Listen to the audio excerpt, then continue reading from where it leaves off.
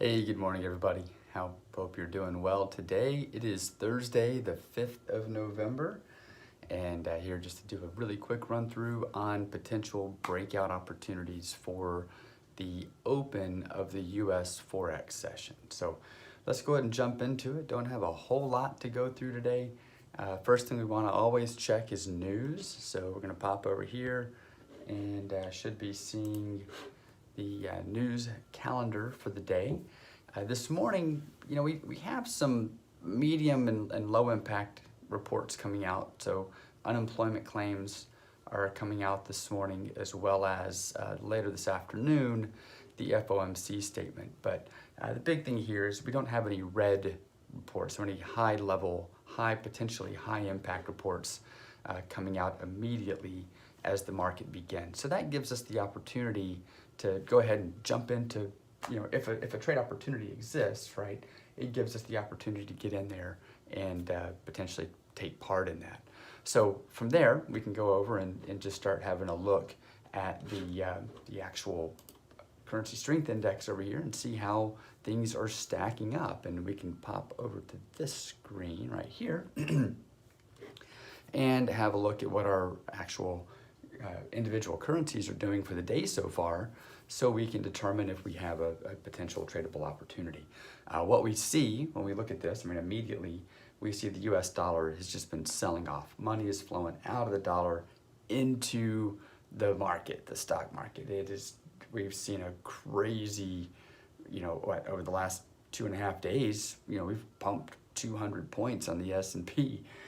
So big moves out there, a lot of money flowing back in post-election.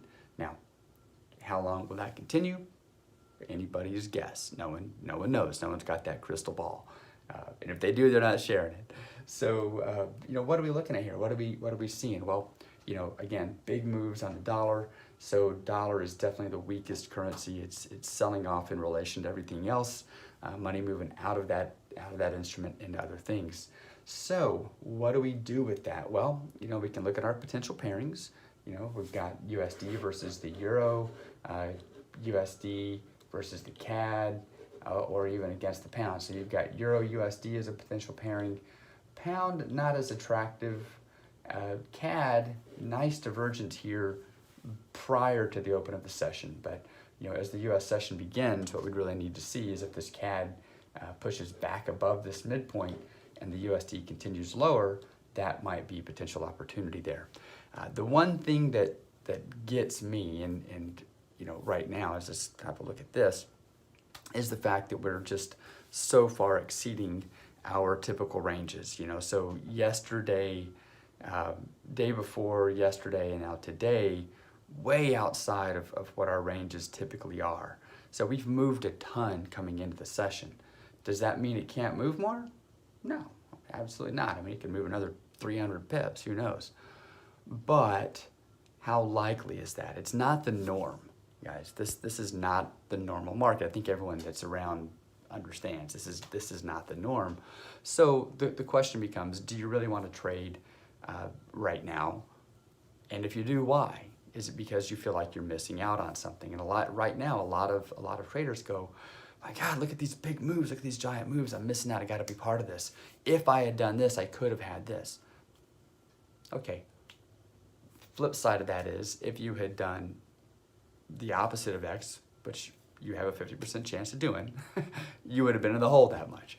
So don't get too excited. Don't get too caught up in the emotion of the market. Markets ebb and flow, and they ebb a whole lot more when there's a lot of emotion in the market. So we just are in the process of wrapping up an election.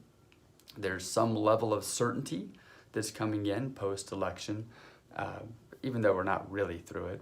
I think everyone pretty much sees the writing on the wall, right? There's some certainty, and with that certainty gives investors confidence to start moving back into things. We've got this initial push. We have to take that with a grain of salt. I personally would rather trade. I know volatility is our friend, and it is to a level, but I'd personally rather trade during times when we've got kind of that regular market and less of the emotion driving it. So I said, at the end of last week, this would be a good week to avoid. I'm sticking to that, looking at what we see here, with our current ranges being so far exceeded. I'd rather wait a little bit, let the market get back to normal, and then come back in under normal conditions. Now, with that said, if you absolutely have to do something and you can't possibly sit on your hands and you can't possibly not do something for a day, then look at breakouts with the USD. So the USD is being very heavily sold as money's moving into other instruments. So you might look at that Euro USD. It's the Euro is definitely a strong currency over here.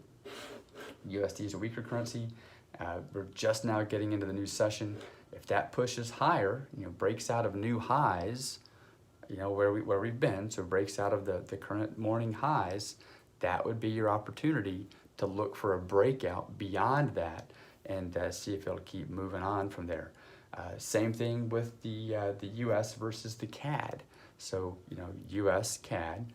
Right now we've made new lows. We had a big burst of divergence coming into the new session, and if we get some continuation there and we break below the currently established lows on that US versus the CAD, that would be an opportunity to look for potential short trades on the US CAD.